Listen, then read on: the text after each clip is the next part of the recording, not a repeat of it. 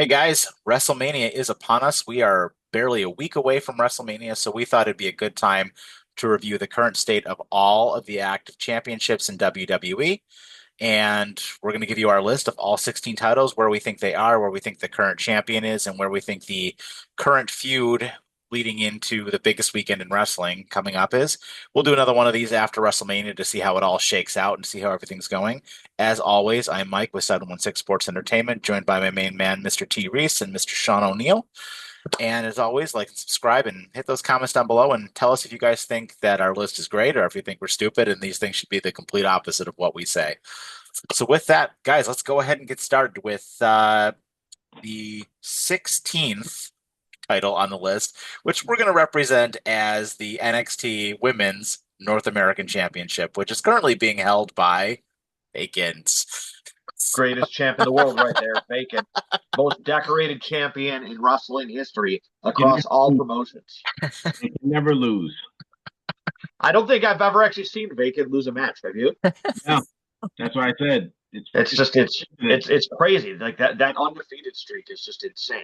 Um, that title was a victim of WWE's rush with for that storyline with the Julia screw up and putting them both on Vicker.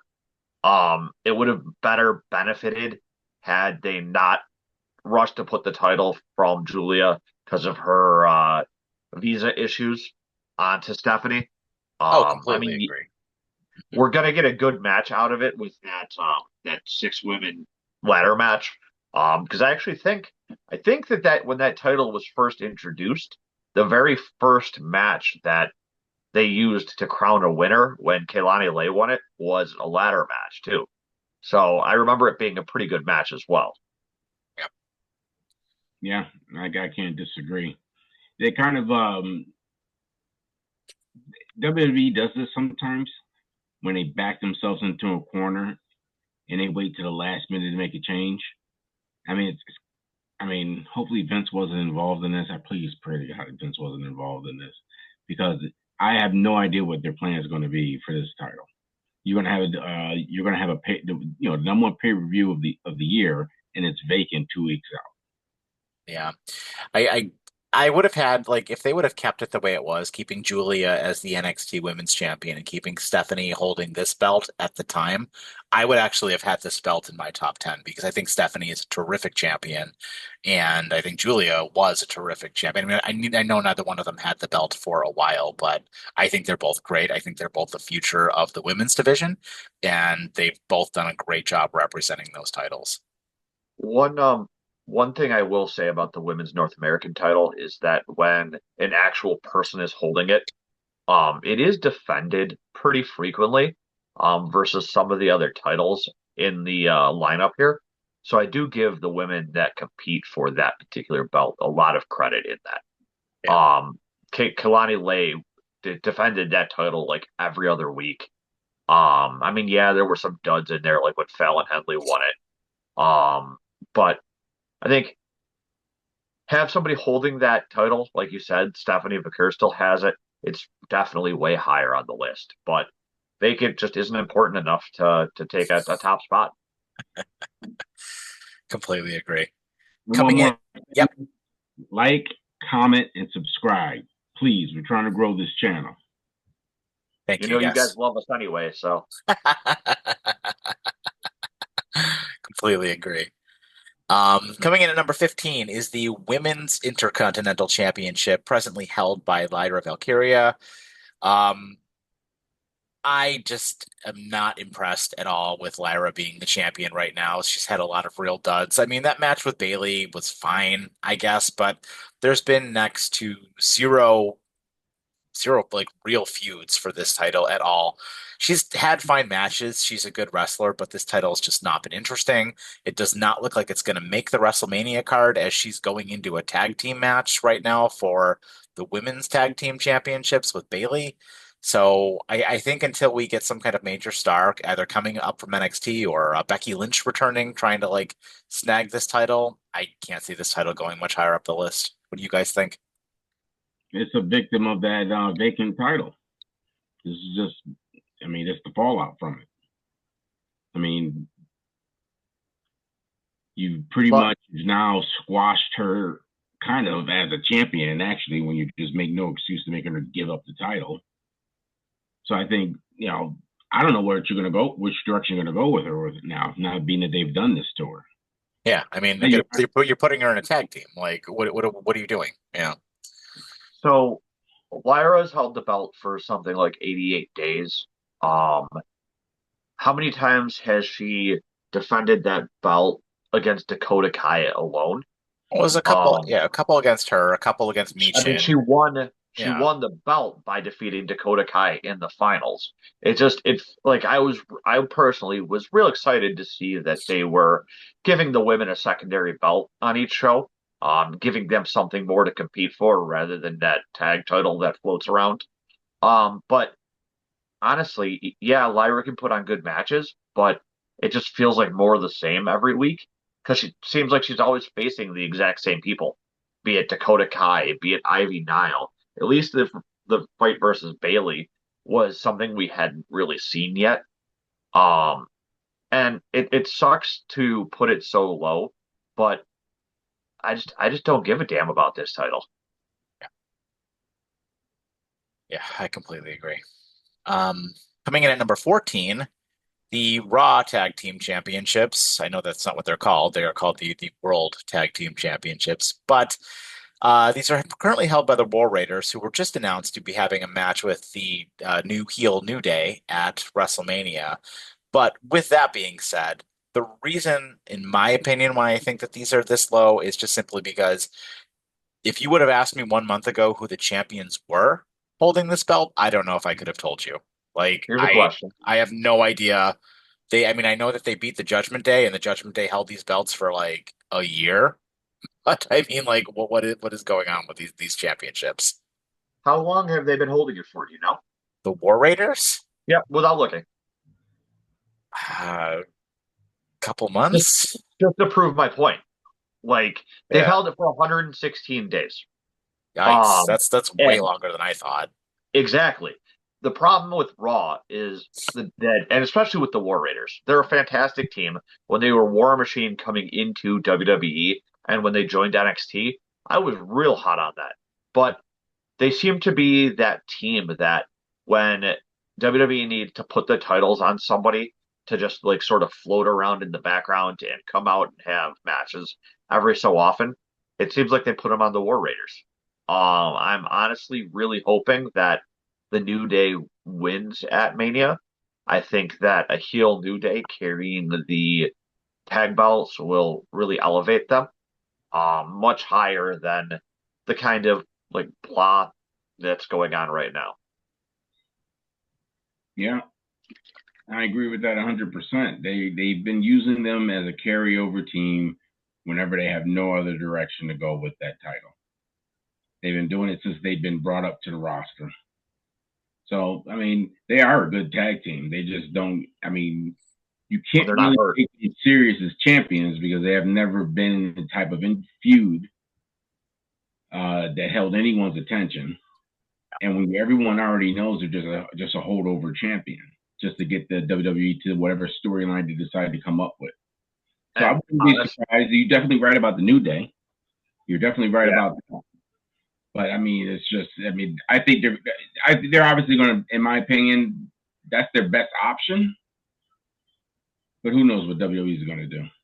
honestly, I think it's surprising that they've even held the titles for as long as they have, considering the terrible injuries that the two of them, that Eric and Ivar, constantly suffer. Well, I I mean, mean, they've wrestled like twice. both of them have had severe neck injuries that potentially they might not have come back from. They're constantly getting hurt. The fact that they've even held the titles and had a couple matches without either of them getting injured is a shock as well. I agree with that, but I'm just saying, like, I think the reason why that these belts are so low down our list is just because of like not, and I mean, the War Raiders are a fine tag team, like they're a fine tag team, and they're great wrestlers. Like to your point about them being injury prone, sure, but it's the way these belts are presented.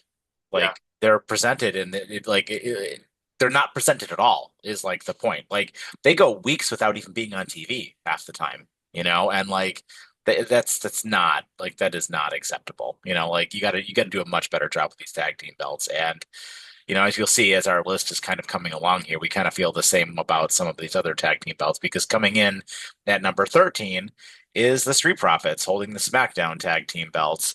And while I think that these are way better than the ones on Raw, and I like the fact that they're feuding with the Machine Guns, it really kind of feels like on SmackDown it's four tag teams. Just kind of, I mean, the Pretty Deadly's never held them once, but I mean, it's just three tag teams passing these belts back and forth, back and forth, back and forth, back and forth. And like, that can only hold my level of interest for so long.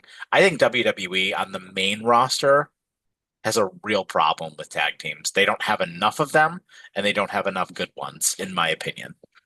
Well, the one positive with SmackDown is that they showcase their tag teams. There may not be a ton of them, but it almost feels like the days of Teddy Long, where they showcase the tag teams relatively frequently over there.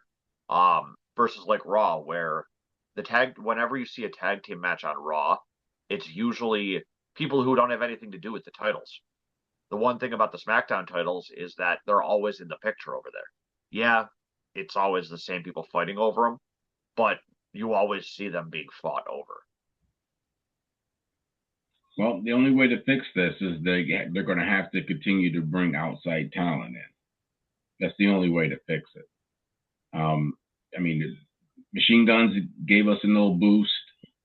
They brought DIY back, so there's another little boost. But they're going to have to bring like some real credible tag teams from some of these independent companies to try to rejuvenate this entire. I mean, all the belts for tag teams and all of WWE.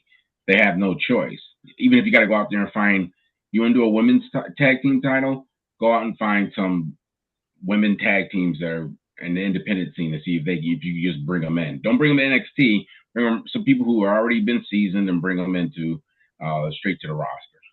I mean, they could bring up some of the NXT tag teams because NXT has a decent amount of good tag teams. Yeah, but nobody really cares about them because they're presented the same way down there. Nobody cares about any of those titles. I mean, other than the title holders themselves, yeah, I think you're right about NXT. Mm-hmm. Yeah.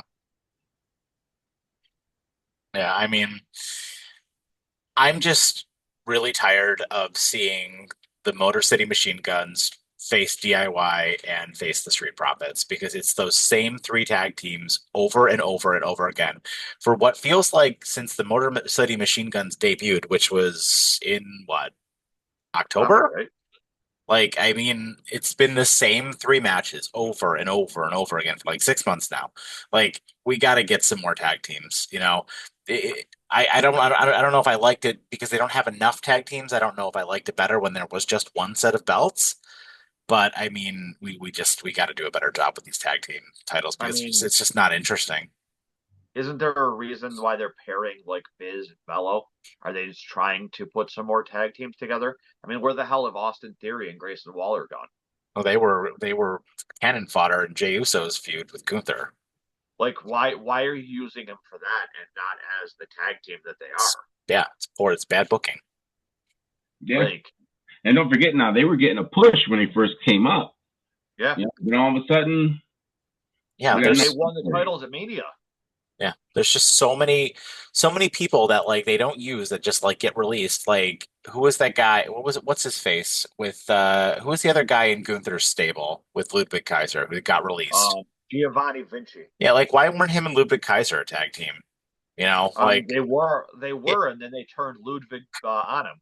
Yeah, like why though? Like that's stupid. You could have absolutely given them a run with the Raw belts and had Gunther have the belt there for a little while and have all three of them with gold. Like even if it was for like a month or something like that. Like there ended up being no payoff to that story where Gunther was like, hating on both of those guys for losing all the time. Like remember that? And then like nothing ever came of that. Like that would have been a perfect catalyst for like Gunther to have a match with Ludwig Kaiser or something like that, and that never happened. Or like the fact that they did absolutely nothing with the Authors of Pain. Yeah, there's another one. They could have held those. They were killers. They could have held those belts too. Yeah. Give Karrion Kross's group some gold to go along with them. And Yeah, and yeah, and just slightly jumping back to those Raw belts too. Like the New Day should have become tag team champions within like 3 weeks of turning heel. They've been Yeah, heels now for like 3 months. Like that, like that's insanity to me that it took them this long to get them a title shot. Like, what are we they doing here?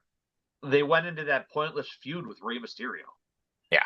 Like what are Like we doing here? And that's another one too. You've got LWO, you've got Legado. Legado del Fantasma. Like you've got groups that are just never doing anything. You know, and eventually you're gonna have Penta and Phoenix together.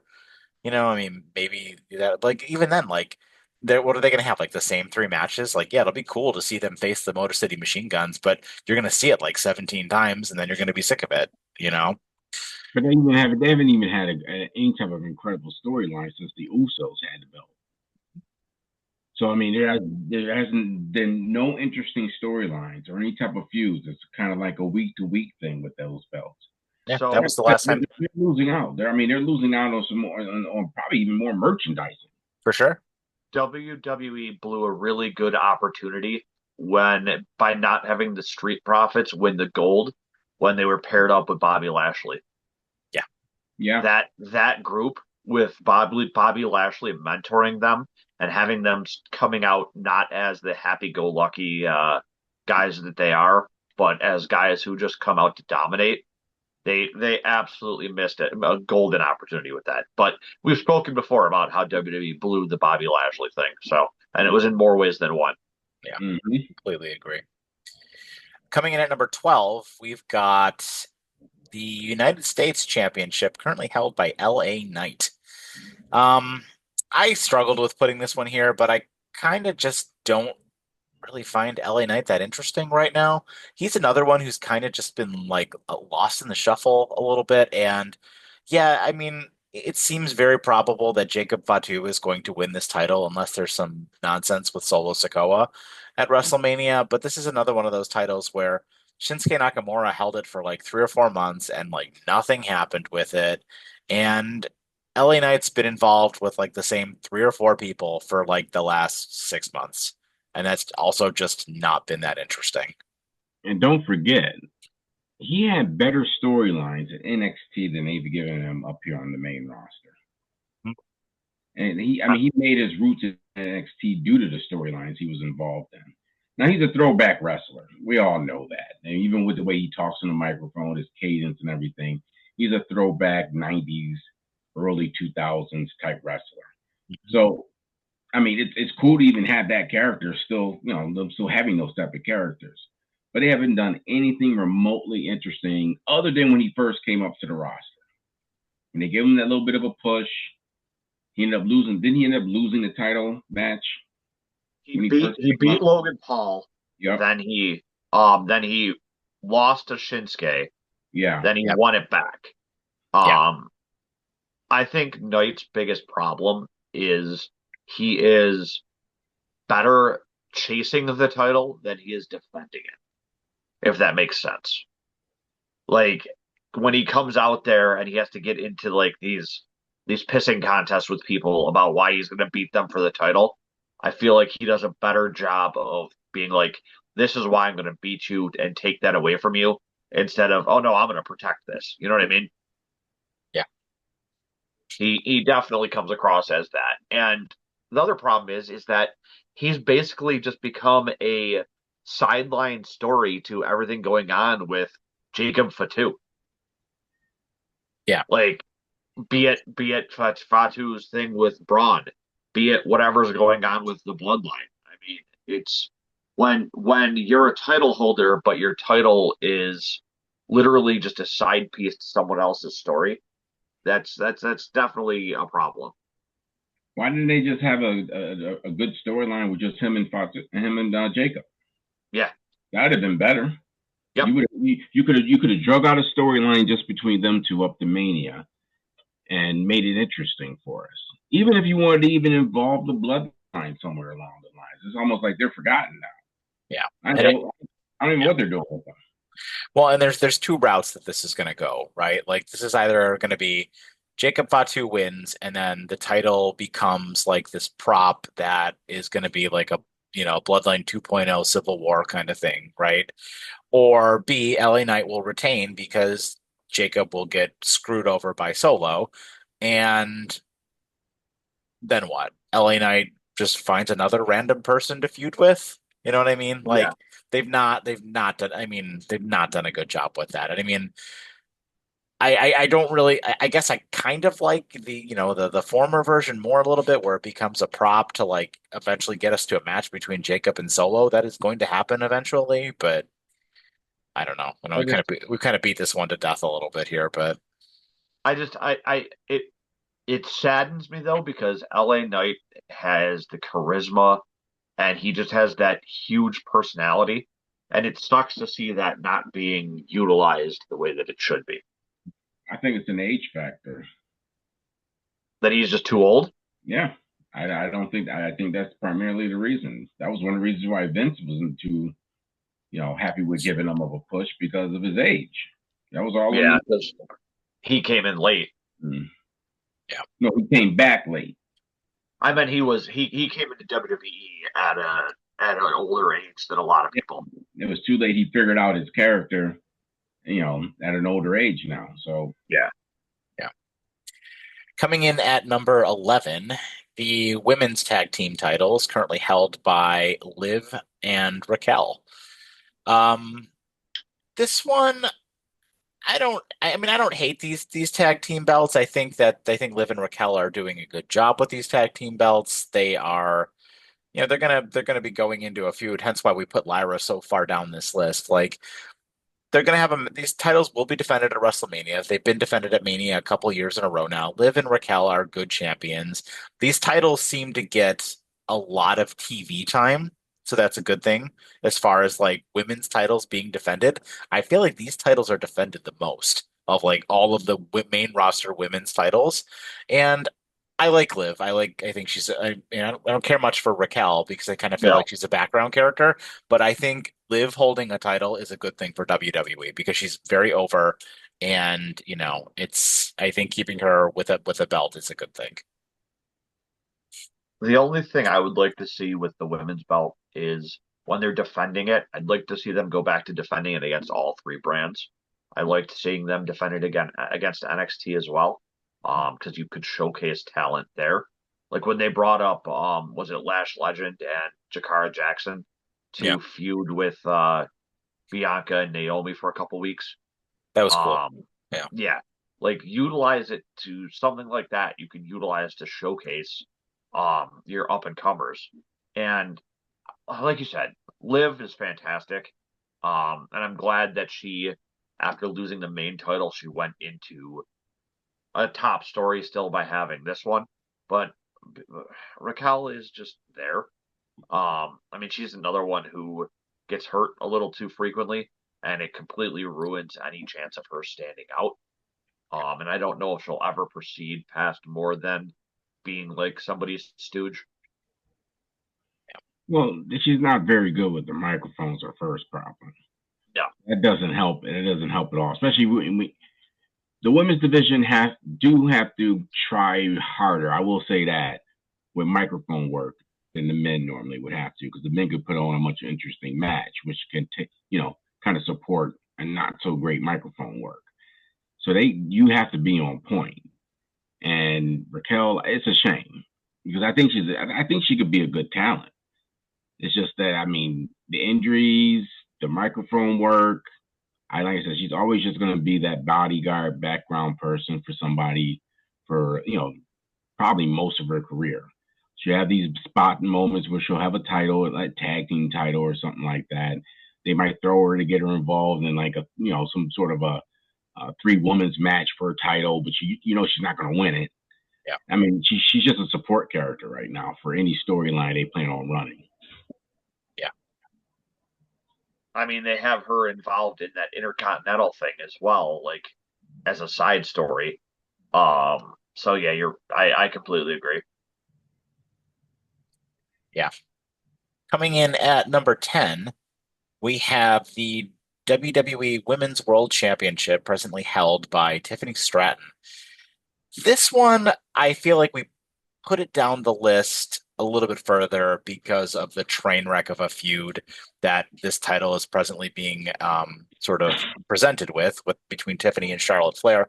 But I think also, given the reign that Tiffany has had so far, has kind of been really lackluster. I mean, she had a whole series of like nonsense matches where she really couldn't beat Nia Jax, and then she was feuding with Candice LeRae as Nia Jax's lackey for a little while, and the way she beat Nia wasn't even really that impressive. Like she never really had a clean, decisive win over Nia, and honestly, that was like really kind of it, right? Like they've done nothing to make me feel like Tiffany is like a legitimate champion and is going to do anything other than get squashed by Charlotte Flair. And then even furthermore, like it disappoints me. And I think the reason Tiffany's higher up on this list than maybe she should have been dropped down further is just because Tiffany's such a good wrestler. And you'll see maybe with our other top 10 picks why we put some of them up there because of just how the quality of the wrestler holding the belt. But I'm just disappointed with this, if anything else. So Tiffany has the look for sure. She has the raw talent. But part of it feels like she's almost become a side character in everything that's always going on around her. Like with Nia, we all knew there was no way she'd ever beat Nia clean. She was just honestly her best match wasn't even one for a title. It was when she teamed with Trish. And like when you're the champion, um, and you need to be able to have showcase matches.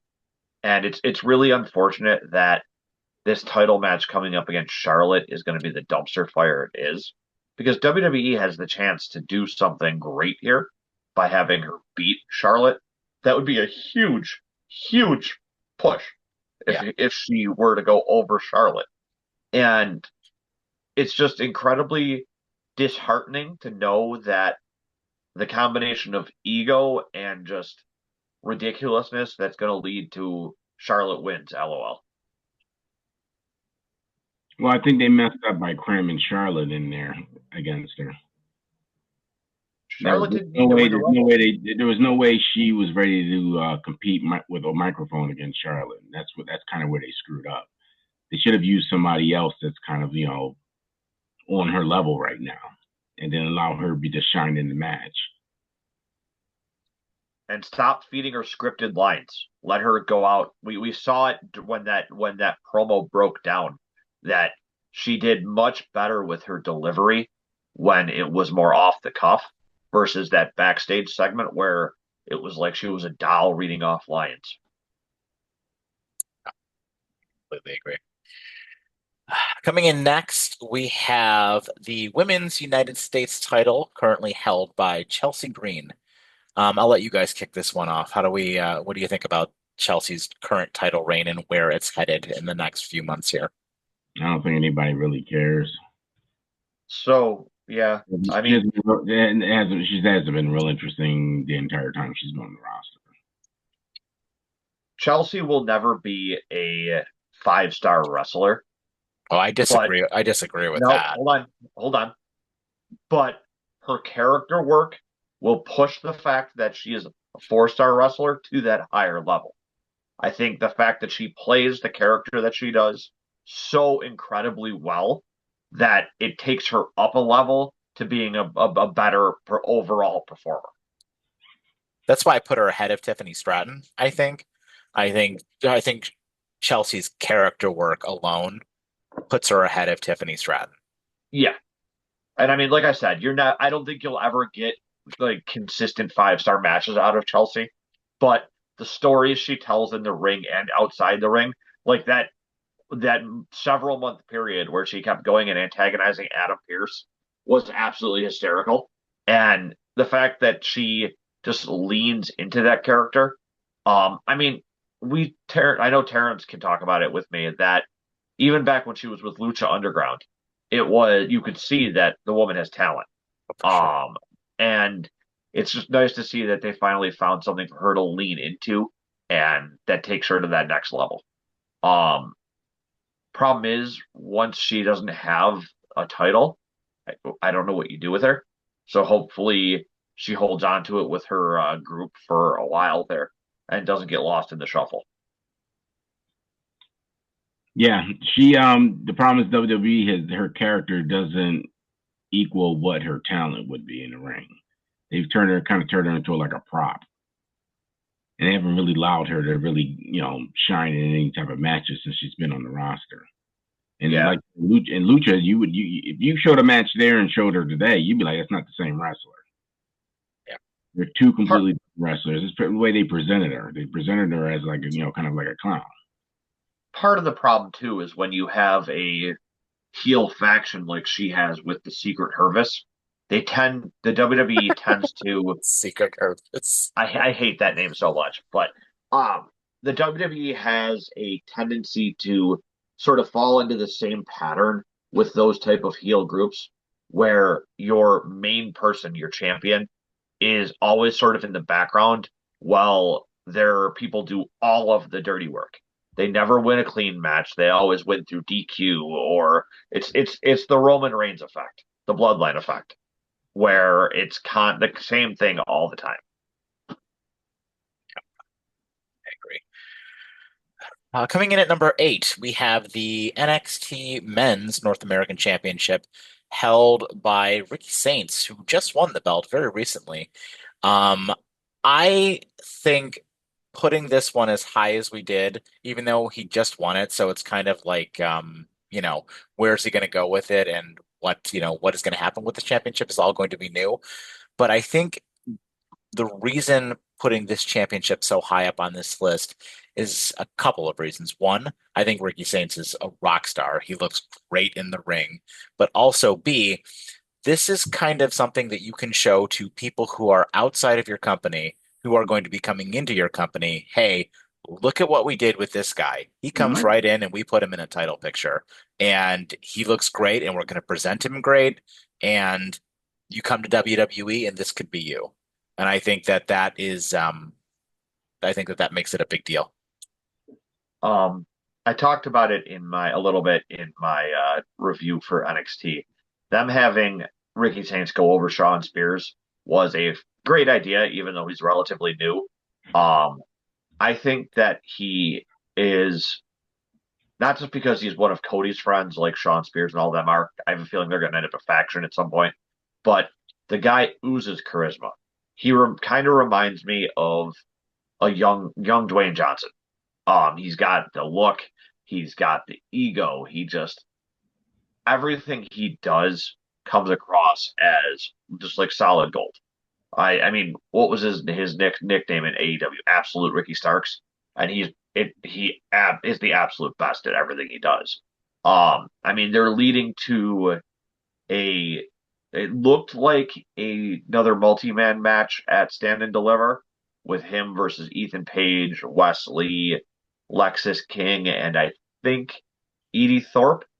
Um, so he won't have to show off a ton because it's a multi-man match, but with the level of talent in that match, I think he'll be able to shine with what opportunities he gets there too. And that's a great way to start out as a champion too.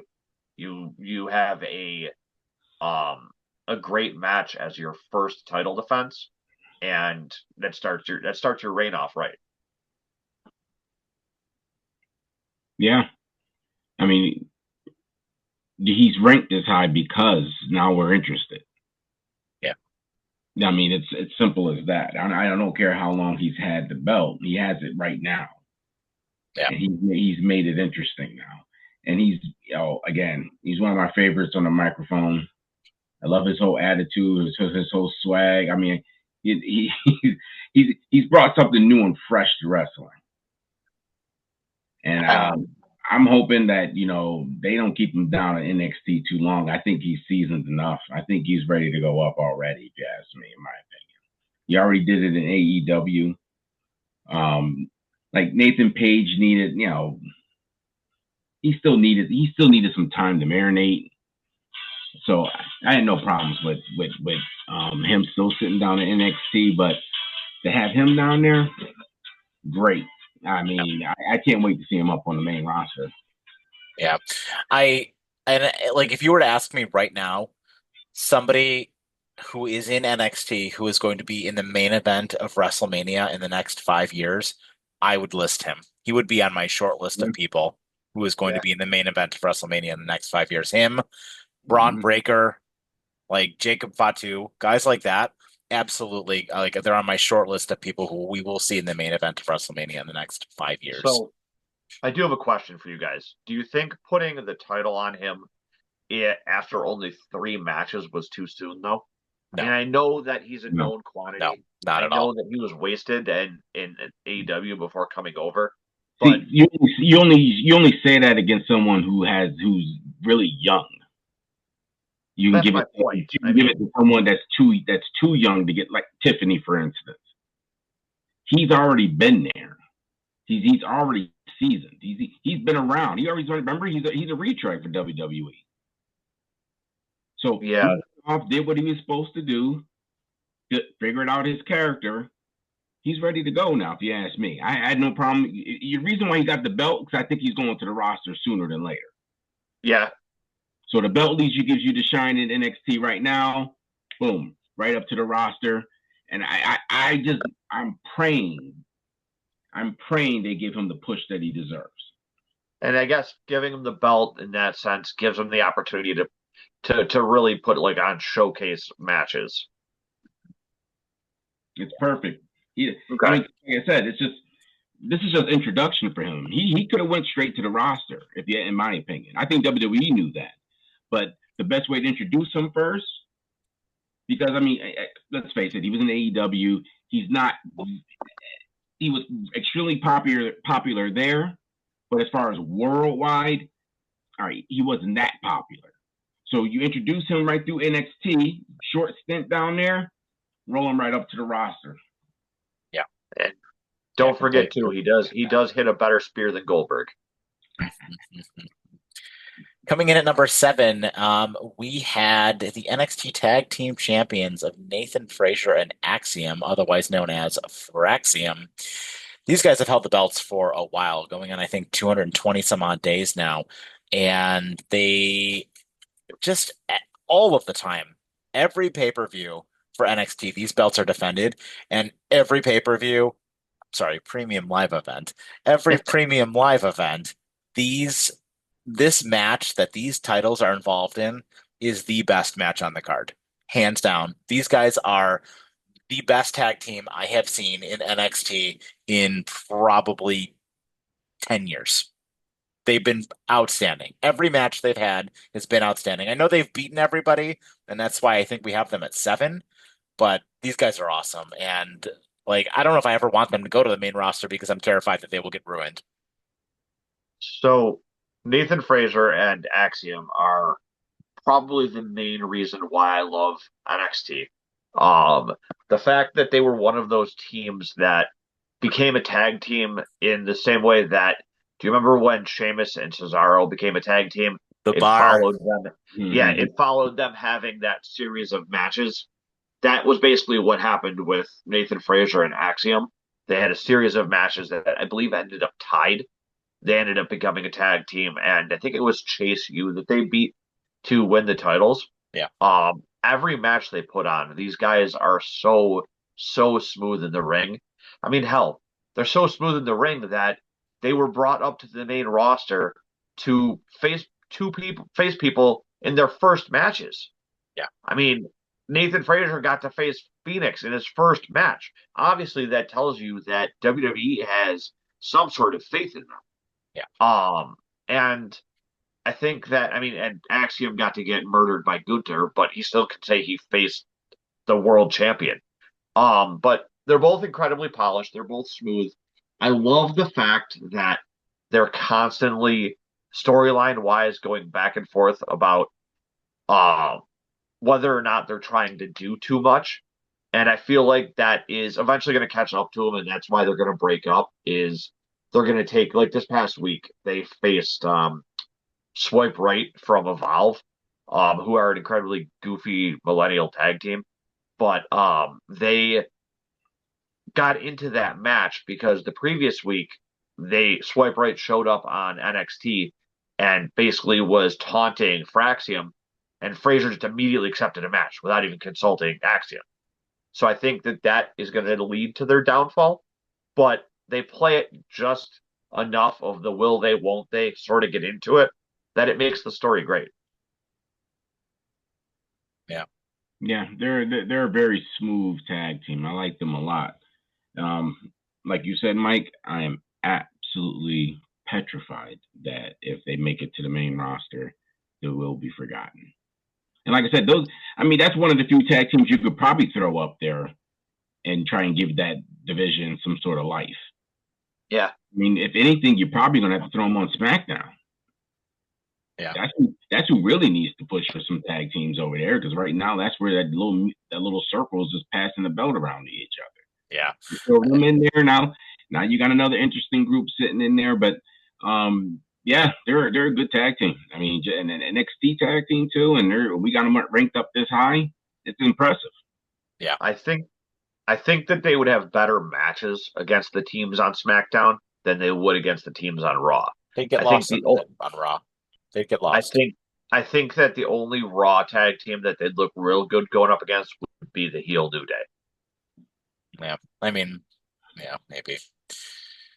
Coming in at number 6, we have the Women's World Champion, currently held by Io Sky. But I think this title, I mean, stay tuned for our predictions of who we're going to pick to win that at WrestleMania. But Rhea held this belt for the majority of the year, and before that, it was Liv.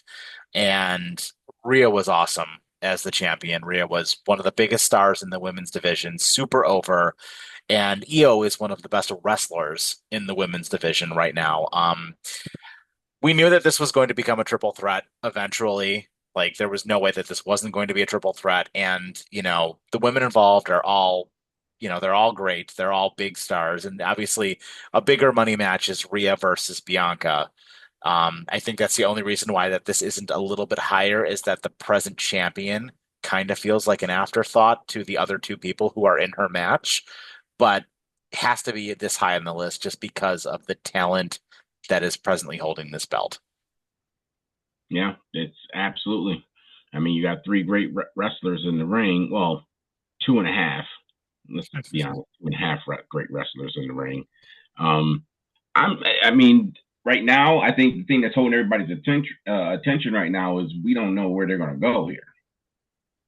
We don't know what direction they're going to go, and the aftermath of what direction they go is going to tell a lot. Because I don't know if they throw it on Bianca. Does that change her trajectory? Do you turn her into a heel? Maybe you give it back to Rhea. Now she's just going to own the division again.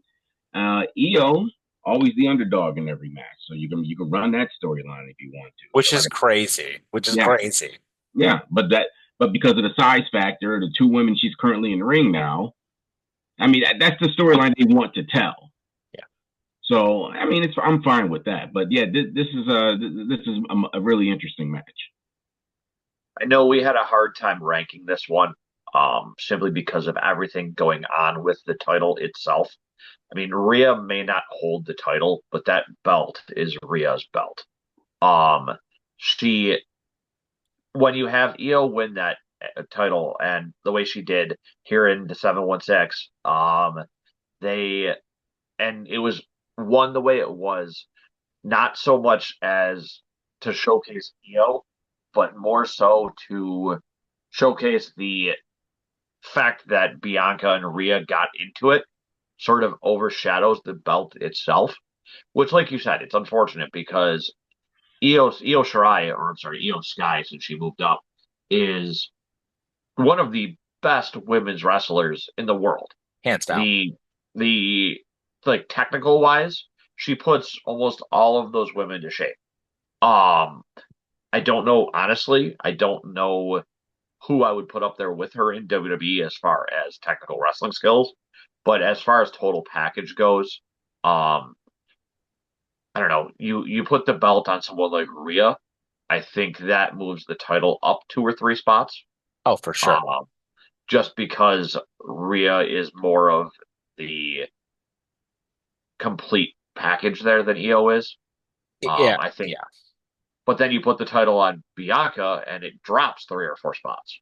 because nobody wants to see that. I think if Rhea was the champion, this would probably be my number two. Yeah. I mean, Mm-hmm. when you look at we spent what almost a year with the title on Rhea. It only went to Liv because Rhea got hurt, and then immediately back to Rhea. I mean, I think Rhea is just such a star, and she's so over with the crowd, and she always puts on great matches. I mean, I know we don't love Charlotte Flair, but her match with Charlotte Flair at WrestleMania the other year was the best match on the whole weekend, right? Like it was outstanding. Rhea had that other match the year before with was it with Becky as well? That was outstanding. Like Rhea is always shows up in the big moments. She headlined that pay-per-view in Australia with Nia, and she got a great match out of Nia Jax, which should immediately put her in the top five because nobody gets a great match out of Nia Jax. So, I mean, yeah, Rhea You high can marks all the way. you can pretty much count on Rhea, no matter who she's in the ring with, to do a great job. She can bring out the best in people, and I think that's the mark of a true superstar. Not so much that making yourself look good, but being able to make the people you're in there with look good too. Yeah. And when you can make Nia Jax look good, like that takes skill. I don't know if I agree with putting her up to number two, even if she was the champion. I mean, she's involved in this match regardless. So, I mean, if that's the case, you would put her at number two now. I mean, What she is star power in that match. I But, yeah. but, um, I agree with the placement here. I mean, I agree where we have them right now. Io is one of the best talents in the world. Yeah. Again, the only thing that holds her back is the same thing that holds Asuka back. She don't speak English. Yeah. Not very well. And she doesn't speak it very well. Yeah. So it's very difficult to hold a storyline with people who you need some sort of emotion, in order to sell the storyline. And you can't get it. You're not going to get it with them because their English isn't that good. That's why I always thought that maybe they need to find a Paul Heyman type woman for some of these women. Soraya. It's going to be That's Soraya. why, yeah, they bring Paige back, but Paige here. That's why them having Bailey as the head of Damage Control did wonders for that group Oh because yeah. Bailey was such a good worker on the microphone that it more than made up for the fact that Kyrie and Asuka and Io can speak like 3 words between them. Coming in at number 5 is the NXT champion, Oba Femi. Now, I placed Oba this high on this list, and why I feel he belongs this high on the list is because he's the next big thing. I think he's the next Brock Lesnar. He is the next just absolute monster who is going to be at a tear everywhere he goes, so long as they present him the right way. I think he has got the look. I think he's fantastic on the microphone. I love everything about him as the NXT champion. Yeah, he's a really good champion. I mean, maybe after Mania he moves up to the roster because now you can influx something like a new storyline for somebody. Now Randy doesn't have anybody to feud with. Now you got Oba up there. Maybe you can feud with him for a little bit. I mean, there's a few wrestlers up there that he can definitely get in the ring with, and I think he's probably ready to go. I mean, he definitely still needs work on the mic. We all know that. But I think he's good enough to get up there and get into some sort of he's able to hold a storyline. So I think he's good enough to go up to the main roster and get into some of the storylines as an up and comer. You probably get a title on him probably in maybe, I don't know, a year from now. Maybe get something on him, let him get through a few matches and a few different type of matches and get some more microphone work. But I think he is on the road to being one of the best. And where we got him placed right now makes perfect sense. He's right now he's of the champions right now he's right there. Yeah, top 5 for sure. I wasn't happy originally when Oba Femi won the title, even though I think Oba is fantastic. A man that big doing the things he does and just looking like the monster that he is great. I was real disappointed that they took the title off Trick again as soon as they did. Um, but could you imagine a match between Oba and Gunther? Give it to me right That now. would be, yeah. And I mean, they're booking Oba great, even currently where they're having this sort of quasi dark state thing going on while him and Trick go at it. And I don't think Oba should lose until he's ready to actually move up to the roster. Hell, honestly, I'd almost be fine with him moving up to the roster and um not resigning, but relinquishing the title because he moved up and Well, leaving with here's the problem you have with that. If you were to wait too long, now he's oversaturated. Yep. right. Now, what do So you do? Everyone's seen him. He's done everything he can possibly do down there. That's what they did with Karrion Cross, and that's why There he's you not. go. That's why he is where but he is on the main roster you mean your contender to face Randy at Mania? Um and get squashed. the but apparently that's the talk, some of the talk. But Oba, I think the way you do it with Oba is you don't have him hold the title for super long. I mean, if I think he might actually lose at Stand and Deliver because I think there's more gold. I have my reason behind that, which we'll talk about when we do our prediction video for that. Why I think it could happen, but if he does win at Stand and Deliver, I think you have him hold the title no longer than maybe SummerSlam, then move him up to the roster and have him relinquish it. Be like, oh, come up with some sort of storyline where he is brought up as someone's like goon or something. Like like how $1 Million Man used to bring in these monsters to beat the crap out of people. Have somebody bring him in like that, and he can relinquish the title without losing. Because I think that would be good for his character. I don't want him to come up to the main roster as a goon. I want him to come up to the main I roster and I want him to like defeat, like immediately just destroy a champion. Like so like if you say take let's use like LA Knight as an example. Say LA Knight is the champion at like the Royal Rumble this time in January next year. I want Oba to come out and just beat him in like 30 seconds and become the US champion at that point, or the IC champion if it's not Braun Breaker at that point. You have him smash somebody like, 9 months from now, you have him smash somebody like Penta. I mean, because Penta's, so over and he's such a good wrestler, right? Like you just have Oba come out, and you have him destroy a big name person, like right I off the don't think muscle and goon is the right word. present him as a star like that. You could also have him answer like somebody's open challenge. Sure. Come out and just straight up murder someone. Like have LA Knight have an open challenge and Oba comes out and just like eats him alive. Yeah. But I think that he, for being as relatively new as he is, to I mean, hell, his first major match, he won the equivalent to NXT's Money at the Bank, cashed it in almost right away, and became the North American champion, where he dominated it until it took Tony D'Angelo overcoming the odds to beat him. And that's really been like his only major loss of note was to Tony D. And I think that you do everything in your power to not have him lose again.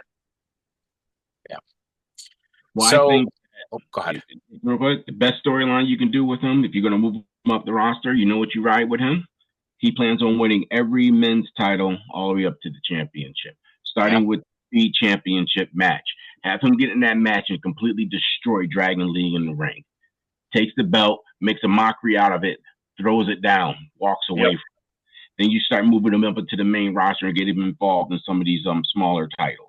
Yeah. Maybe you get him involved in the IC title, maybe. Or maybe you get him involved in some sort of tag team title. But make his mission, and that'll be his storyline. You can rock that all the way up to his championship. That his goal is to win every title in the main roster. I like that. I like that.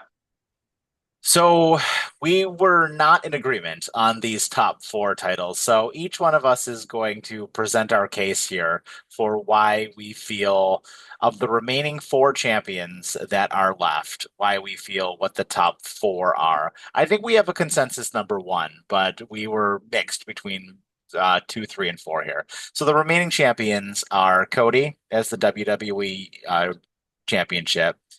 Gunther as the World Heavyweight Champion, Braun Breaker as the Intercontinental Champion, and Stephanie McClure as the NXT Women's World Champion. So, Sean, I'm going to let you go first and give us your order for four, three, and two, and why. So 4, I think, would be Stephanie McCur. Partially because of the way WWE botched their handling of everything there. Um, I don't think I think them rushing into the title versus title match between Julia and McCur was not a great idea, especially now that all the storylines have been thrown back into chaos because of Julia's visa issues being resolved. She's an amazing wrestler. I think that she would have been better suited, though, still being the North American champion rather than the main champion yet. I just think it was a little bit too soon for that.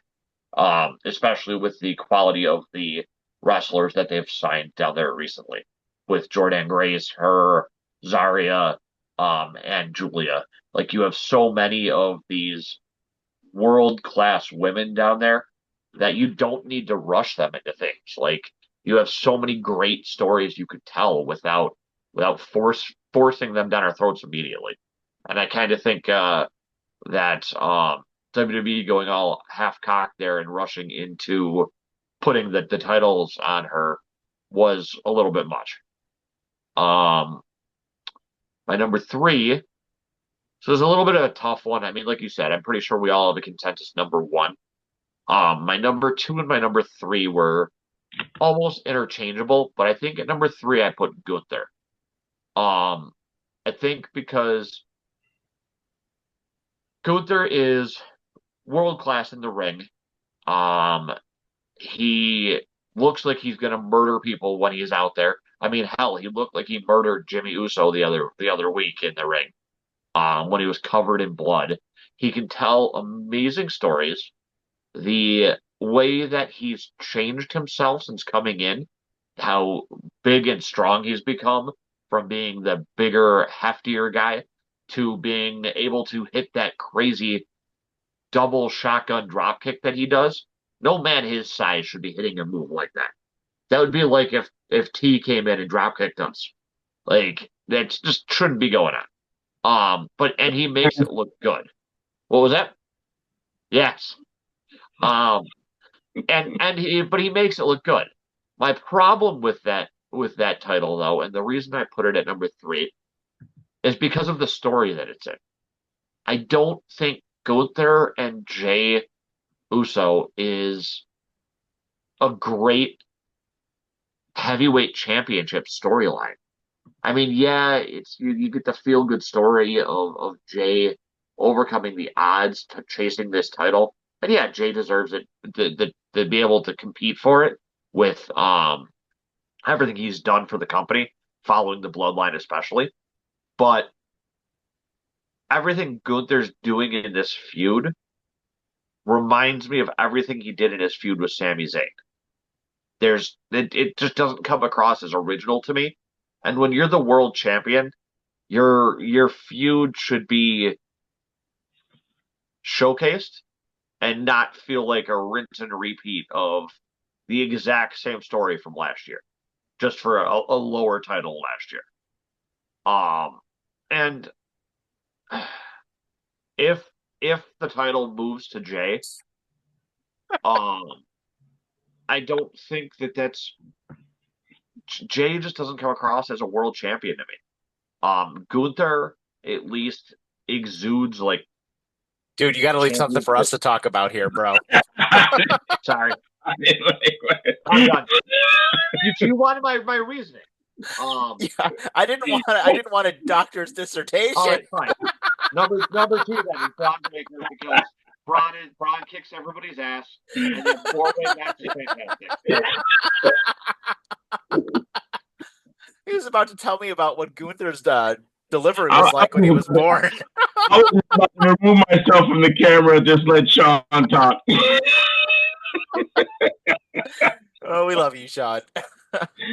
That's right. Sean is our walking encyclopedia on this show. Yes, full of information. All right. Yeah, Braun Breaker number 2 because he's awesome. Go ahead. What do you got, Reese? So you put Cody. What did you put number 1? We'll do that. I think. Yeah, we'll get to our consensus number 1. Okay. Yeah. So the Picard, yes, already number 4. We've already discussed it. I don't think there's anything else we can say about that. She's a good wrestler, but like I said, I think they're kind of doing her kind of dirty right now. But she definitely deserves to be number 4. My number 3 is Braun Breaker. I think for a guy who hasn't been on the roster that long to already make his presence known on the main roster, you can't even argue that. It's rare that you get someone come up to the main roster like this and you're impressed every time he's in the ring. That's why he's number 3. Gunther automatically number 2. He's not better than Cody right now, but he's number 2 to Cody. They're 1 and 2 right now in WWE as far as championships. It doesn't matter what kind of belts they're holding. They're 1 and 2 no matter which way you want to put it. Gunther sells every storyline he's been involved in, even some that you even think would have been goofy. He made them interesting. So I have no complaints with that at all. I'm gonna have to go with Gunther at number 4. And the reason I put him at number 4 is because he has been feuding with Jey Uso way too long. Since before the Royal Rumble, which was in January. And he beat Jey Uso at the Saturday night's main event before the Royal Rumble. So this build up until last week, after the Royal Rumble between the two of them, has not been good at all. And yeah, to both of your points of being a feel-good story for Jey Uso to win, yes, I agree with you. But then where do you go from there? Jey Uso is clearly going to be a transitional champion. Gunther is one of the best wrestlers in the world, and he needs to continue to be at the top of the card. For my number 3, Stephanie McCurr. And the reason I say that is because I think that not just her being an excellent wrestler, but I think the top of the women's division in NXT is the best women's division in wrestling in the world. So, you having a great champion as your champion there in NXT for the women, but then even furthermore, and I think better than the men. I think the women at the top of the card in NXT are better than the men at the top of the card in NXT. Hence why I think I placed that belt so high, and the champion holding it is just one of the best women's wrestlers in the world. At number 2, Braun Breaker. Guy's a killer. He is on my short list of people that I mentioned earlier who will be in the main event of WrestleMania in the next 5 years. And he's got the look. He's awesome. And he is probably going to be in jail for murdering Carlito. So, and then with that, guys, that takes us to our number 1, Cody Rhodes. Cody Rhodes is one of the best speakers in the business. He is the face of the company. And even before that, when that belt was held by Roman Reigns, it is very clear that, being that this video is not only a state of the wrestler holding the belt, but also of the belt itself as well. Hence why I placed Stephanie McCurr so high. The WWE Championship that Cody is holding right now is the number 1 belt in all of wrestling. And it's not close. And Cody Rhodes is the face of WWE. And before that, Roman Reigns was the face of WWE. And as much as we dogged on Roman Reigns' championship for going on way too long, Roman Reigns made that belt what it is. And it's the top belt in all of wrestling. So Roman Reigns elevated that title. The longer he held it, and obviously the more important that became. But everything about what Roman did when he had it made that title feel larger than life. So when Cody beat him to take the title off of it, it carried that mystique over with him. Um, and Cody's leaving WWE led to him becoming the wrestler, I think, that deserved to be this champion. Like, I don't, thinking back to younger Cody when he was like dashing Cody Rhodes and like, not so much Stardust, but even Stardust. Like, could you picture that as a world champion? I couldn't. And the fact that he had to go out and find himself, I'm very happy he did that because he is probably the most polished wrestler that I have seen in a long time in every facet of the game. Ring work, ring psychology, promo skills, everything. Nobody beats Cody. Yeah, I agree 100%. I mean, I think the thing with Cody was, I mean, his first stint in WWE was not very interesting. He was the least interesting of Legacy. Their name. Yep. Yeah. I mean, he was the least interesting of all of them. I mean, Randy had the physique and the charisma. I mean, Batista was a monster. He didn't even have to even speak just for his presence to be felt.